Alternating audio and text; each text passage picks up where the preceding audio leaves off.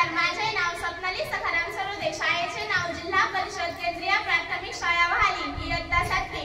आम्ही सलाम नमस्ते हे नाटक सादर करीत आहोत। एकांक क्रमांक 3 सिद्धी पांडुरंग मानमोडे ही सुधा मूर्तीचं पात्र सादर करीत आहे।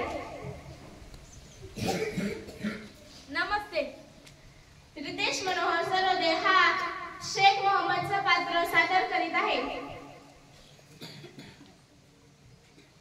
नमस्ते, अक्षरा दादाराव सरोदे ही तबस्सुमचं पात्र सादर करीत आहे। नमस्ते, त्या अनाथ मुलीकडे पाहून मला खूप वाईट वाटलं। आपल्या नशिबी पुढं काय वाटून ठेवलं याची तिला जाणीव नव्हती। तिच्या मामाने तिला सांगितलं, बेटी मॅडम को सलाम करो। त्याचबरोबर त्या मुलीने मला आपले इवलेसे हात उचलून सलाम केला। माझ्या तोंडून शब्द फुटेना। तिच्या मामाने डाव्या हाताच्या बोटाने डोळे पुसले आणि खिशातून एक पाकिट काढलं। मॅडम हे तुमच्यासाठी जुबेदानं पाठवलंय। मला यायला उशीर झाला याबद्दल सॉरी हा।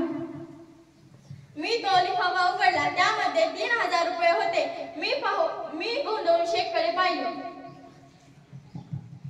मॅडम तुम्ही मला 50,000 रुपये दिले होते, परंतु जुबेदाचं ऑपरेशन आणि औषध पाण्यासाठी फक्त 47,000च खर्च आला।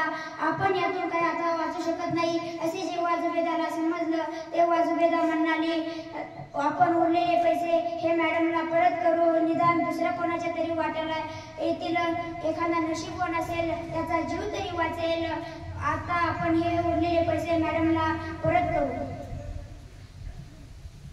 माझ्या तोंडून शब्द फुटेना। मी जुबेदाला कधी भेटले नव्हते, पण तिच्या मनातील दुसऱ्या विषयीची कळकळ पाहून मी थक्क झाले। इतरांविषयी आपल्या मनातील करुणा आपण स्वतः यातना सहन करत आहोत। आपण गरिबीत असून सुद्धा दुसऱ्या रुग्णाचा विचार करावा ही गोष्ट विस्मयचकित करून सोडणारी होती। आपण स्वतः संकटाशी झुंज देत आहोत हे माहीत असून सुद्धा दुसऱ्या माणसाचा विचार करणं, अशी माणसं ह्या भारतात विरळ। इथे तुमची जात पात धर्म शिक्षण या कशाचा संबंध नसतो, हृदयात अपार करुणा असावी लागते। मी तो लिफाफा तसाच शेखला परत देऊन म्हणाले, हे पैसे तबस्सुमसाठी आहेत, तिला नीट शिकू दे, तिच्यावर अल्लाहची मेहरबानी असू दे।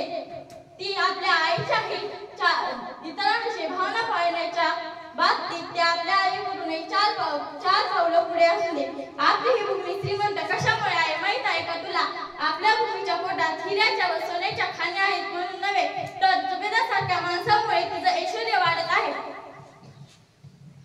तबस्सुम नुसती तिथे बसली होती, तिला काहीच